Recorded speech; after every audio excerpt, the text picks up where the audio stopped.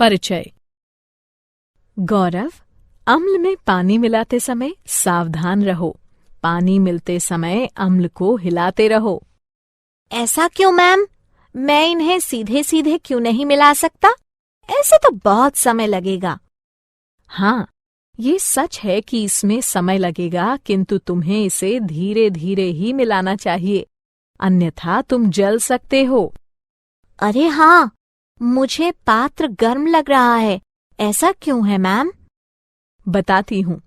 ऐसा अम्ल व क्षारक के मध्य अभिक्रिया के कारण है। बच्चों, इस पाठ में हम अम्लों व क्षारकों के गुण धर्मों तथा लवणों के बारे में अध्ययन करेंगे।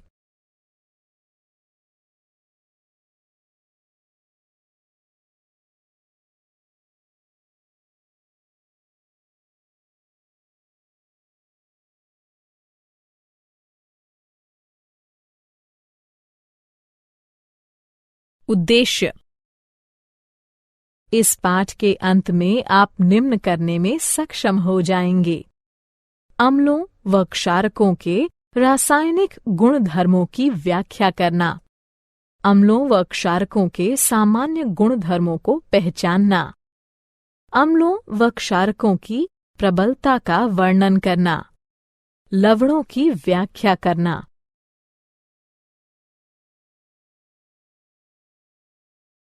अम्लों व क्षारकों के रासायनिक गुण धर्म। अम्ल वह तत्व है जो पानी में मिलाए जाने पर हाइड्रोजन आयन उत्पन्न करता है, और क्षारक वह तत्व है जो पानी में मिलाए जाने पर हाइड्रोक्साइड आयन उत्पन्न करता है। अम्ल व क्षारक दोनों ही के रासायनिक गुणधर्म भिन्न भिन्न होते हैं। आइए इनके गुणधर्मों का अध्ययन करते हैं। अम्लों व क्षारकों के रासायनिक गुणधर्म कुछ इस प्रकार हैं। गंधीय सूचक। मान लीजिए आपको 4 रसायन दिए जाते हैं और अम्ल या क्षारक के रूप में उनकी पहचान करने को कहा जाता है। आप कैसे पहचानेंगे? आइए पता लगाते हैं। हमारे पास गंधीय सूचक है जो बताते हैं कि कोई तत्व विशेष गंध में परिवर्तन के कारण अम्ल या क्षारक है। इनका प्रयोग प्रयोगशालाओं में गंधीय अनुमापन नामक प्रक्रिया द्वारा यह देखने के लिए किया जाता है कि कोई विलयन अम्ल है या क्षारक। गंधीय सूचक इस सिद्धांत पर कार्य करते हैं कि जब कोई अम्ल या क्षारक किसी तत्व में मिलाया जाता है तो उसकी गंध का पता नहीं लगाया जा सकता। उदाहरणार्थ, लाल पत्ता गोभी का रस। इस द्रव का रंग नीला बैंगनी होता है, परंतु जब यह अम्लीय तत्वों के संपर्क में आता है तो लाल हो जाता है, और जब क्षारक के संपर्क में आता है तो हरा या कभी-कभी पीला हो जाता है।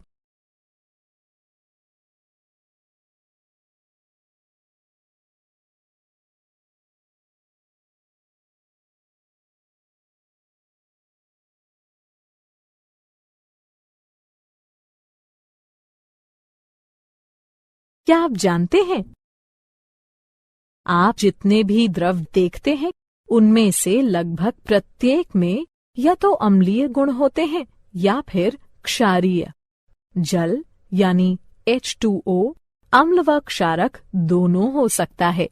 इसे कुछ अभिक्रियाओं में अम्ल माना जा सकता है, जबकि अन्य में क्षारक। जल अम्ल या क्षारक बनाने के लिए स्वयं के साथ भी अभिक्रिया कर सकता है।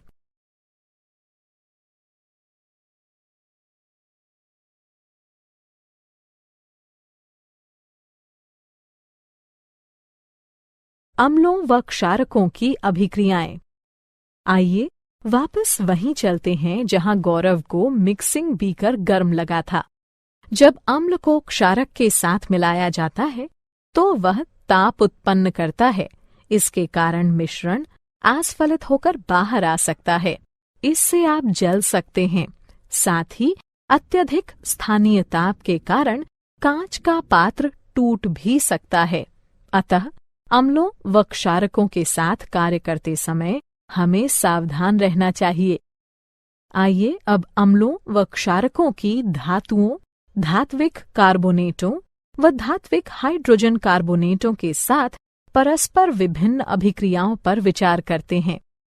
धातुओं के साथ अभिक्रिया। हाइड्रोजन के ऊपर सभी धातुएं तनु अम्लों के साथ उनके संगत लवण बनाने व हाइड्रोजन को मुक्त करने की प्रतिक्रियाशीलता श्रृंखला में अभिक्रिया करती हैं। पोटेशियम, सोडियम व कैल्शियम जैसी सक्रिय धातुएं भी इसी प्रकार अभिक्रिया करती हैं, किंतु अम्लों के साथ मिलाए जाने पर विस्फोट कर देती हैं। धातु कार्बोनेटों व धातु हाइड्रोजन कार्बोनेटों के साथ अभिक्रिया। अम्ल धातु कार्बोनेटों व धातु हाइड्रोजन कार्बोनेटों के साथ उनके संगत लवण जल व कार्बन डाइऑक्साइड बनाने के लिए अभिक्रिया करते हैं।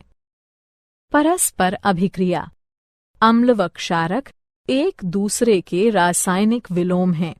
इनकी परस्पर अभिक्रिया एक दूसरे के प्रभाव को शून्यकृत कर देती है। इसे उदासीनता अभिक्रिया कहते हैं। इस अभिक्रिया में किसी अम्ल को क्षारक के साथ मिलाया जाता है और ऐसा करने से जल का एक अणु तथा विशिष्ट लवण बनता है। धात्विक व अधात्विक ऑक्साइड की अभिक्रियाएं। अब जबकि आप देख चुके हैं कि अम्ल व क्षारक धातुओं व हाइड्रोजन कार्बोनेटों से तथा परस्पर कैसे अभिक्रिया करते हैं, आइए देखते हैं कि अम्ल धात्विक ऑक्साइडों के साथ तथा क्षारक अधात्विक ऑक्साइडों के साथ कैसे अभिक्रिया करते हैं।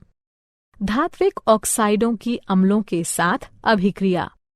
वे ऑक्साइड जो हाइड्रोक्सिल आयनों को उनके अणुओं से संलग्न करते हैं, क्षारकीय ऑक्साइड कहलाते हैं। ये ऑक्साइड अम्लों के साथ अभिक्रिया करने पर उदासीन हो जाते हैं। क्षारकीय हाइड्रोक्साइड अम्ल, लवण तथा जल उत्पन्न करने के लिए उदासीनीकरण अभिक्रिया करते हैं। अधात्विक ऑक्साइडों की क्षारकों के साथ अभिक्रिया। कैल्शियम हाइड्रोक्साइड की कार्बन डाइऑक्साइड के साथ अभिक्रिया लवण तथा जल उत्पन्न करती है। ये अभिक्रिया क्षारकों व अम्लों के मध्य होने वाली अभिक्रिया के समान है। इससे सिद्ध होता है कि अधात्विक ऑक्साइडों की प्रकृति अम्लीय होती है।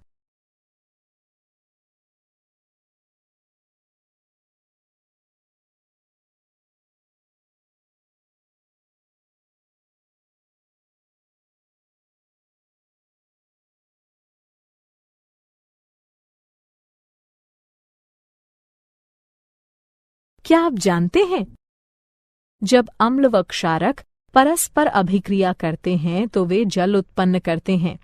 अम्ल H+ आयन उत्सर्जित करता है तथा क्षारक OH- आयन के साथ उसका संयोजन करके उसे ग्रहण करता है।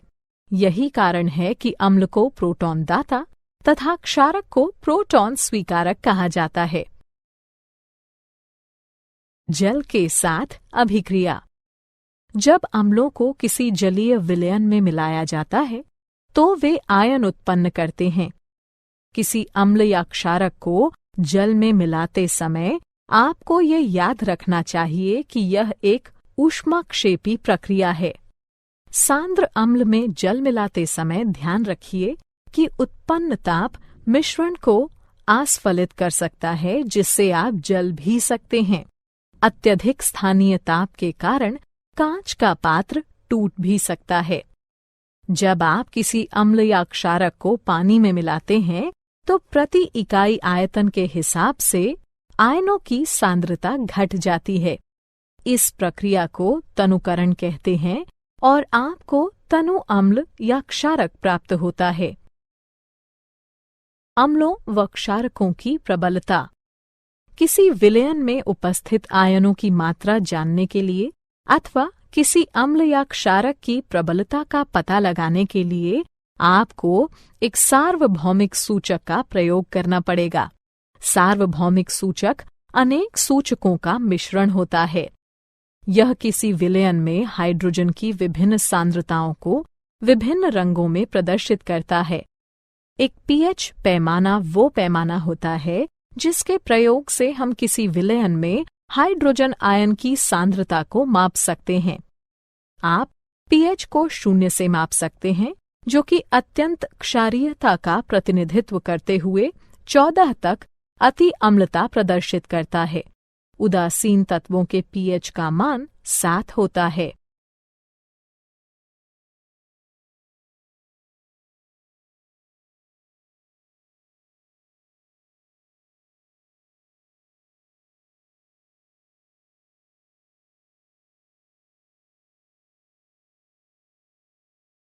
क्या आप जानते हैं, सभी अम्लों के गुण धर्म समान होते हैं।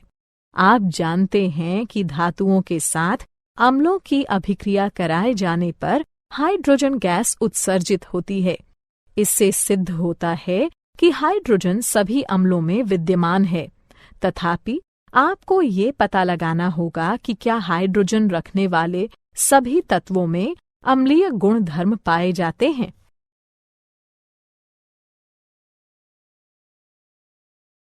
दैनिक जीवन में पीएच का महत्व।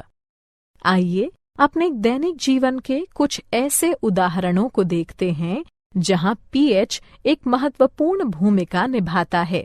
मृदा या मृदा अभिक्रिया का पीएच मृदा की अम्लता अथवा खारापन बताता है। इसे पीएच इकाइयों में मापा जाता है।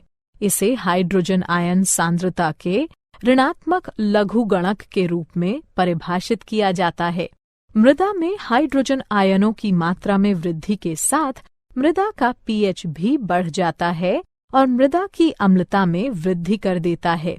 मृदा के पीएच को मृदा की मुख्य चर राशि माना जाता है, क्योंकि यह कई रासायनिक अभिक्रियाओं पर नियंत्रण रखता है।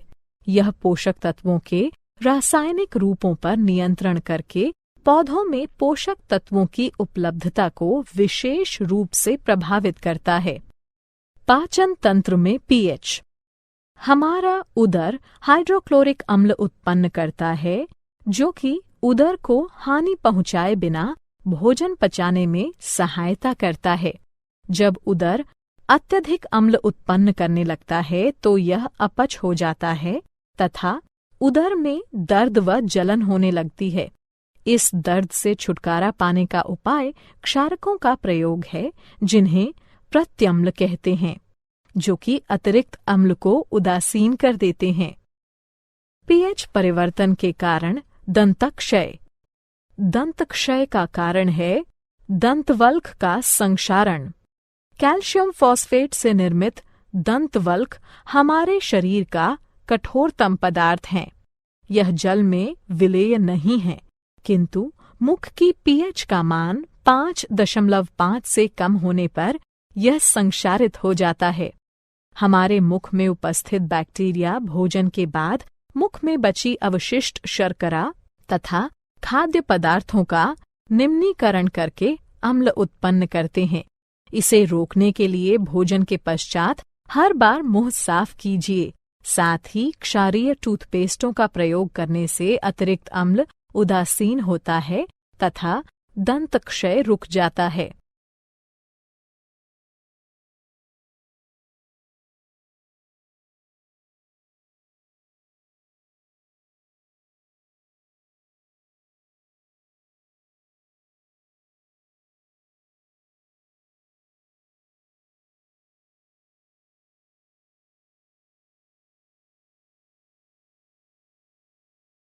क्या आप जानते हैं, पशु व पौधे आत्मरक्षा में अम्ल उत्सर्जित करते हैं। उदाहरणार्थ मधुमक्खी का डंक, चींटी का डंक या बिच्छू पौधे के कांटे।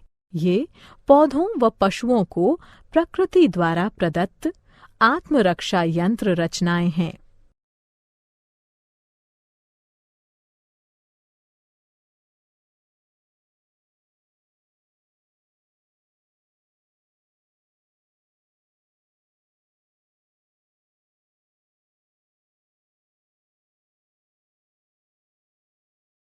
लवण परिवार।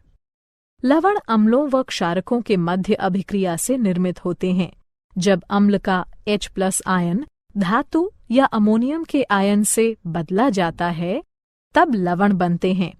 एक जैसे ऋणात्मक या धनात्मक मूलक एक ही परिवार के कहलाते हैं।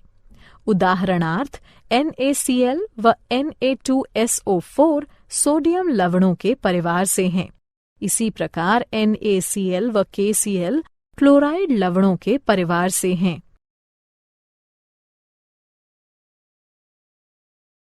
लवणों का pH। यहाँ लवणों का pH दिया गया है। एक प्रबल अम्ल व एक प्रबल क्षारक 7 pH के मान का होता है। एक प्रबल अम्ल व एक दुर्बल क्षारक 7 से कम pH के मान का होता है। एक प्रबल क्षारक व एक दुर्बल अम्ल 7 से अधिक pH के मान का होता है।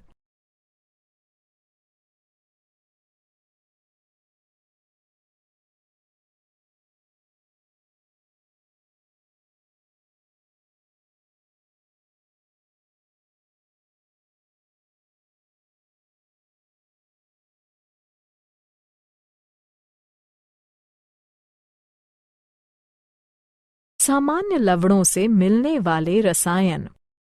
लवणों से प्राप्त होने वाले कुछ रसायन निम्नलिखित हैं। सामान्य नमक।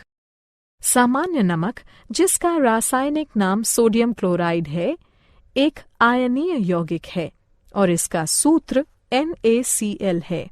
इसी के कारण समुद्र का जल खारा होता है।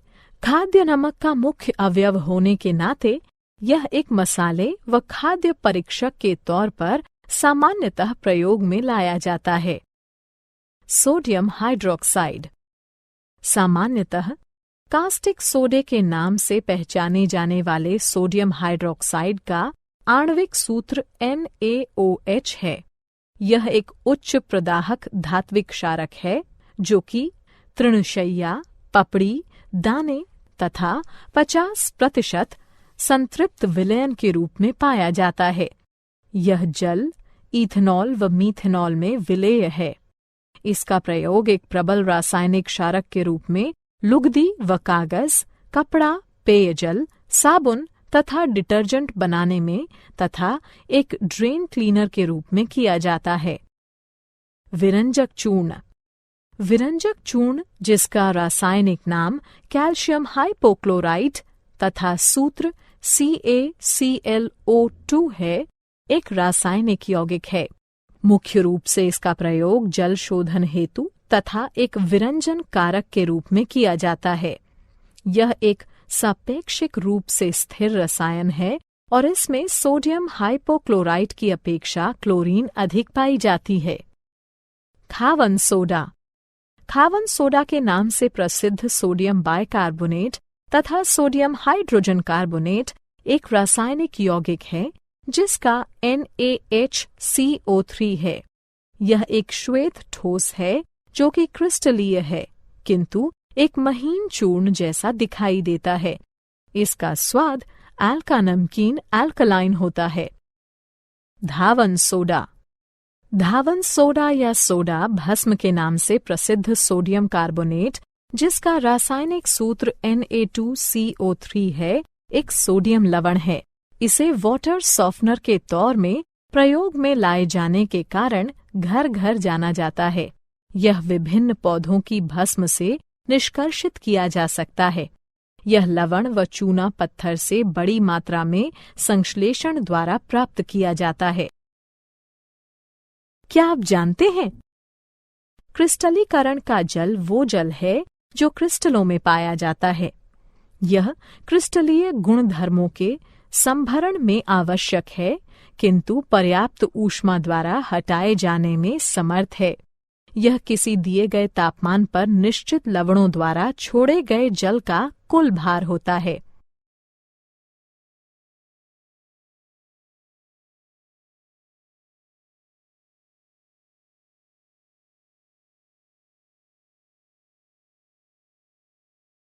सारांश। आइए हमने जो कुछ सीखा है उसे संक्षेप में दोहराएं। अम्ल वो पदार्थ है जो जल में मिलाए जाने पर हाइड्रोजन आयन उत्पन्न करता है, जबकि क्षारक वो पदार्थ है जो जल में मिलाए जाने पर हाइड्रोक्साइड आयन उत्पन्न करता है। गंधीय सूचक पदार्थ विशेष की गंध में परिवर्तन के द्वारा ये बताते हैं कि वह पदार्थ अम्ल है या क्षारक। आप जो भी द्रव देखते हैं उसमें या तो अम्लीय लक्षण होंगे या फिर क्षारकीय। हाइड्रोजन से ऊपर सभी धातुएं अपने अपने लवण बनाने व हाइड्रोजन को मुक्त करने के लिए अभिक्रियाशीलता श्रृंखला में तनु अम्लों के साथ प्रतिक्रिया करती हैं।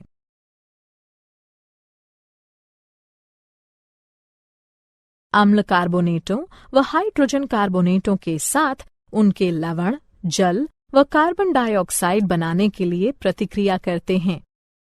अम्ल व क्षारक एक दूसरे के रासायनिक विलोम हैं। अम्लों को जब जलीय विलयन में मिलाया जाता है तो वे आयन उत्पन्न करते हैं। पीएच स्केल किसी मिश्रण में हाइड्रोजन आयन सांद्रता मापने का पैमाना है।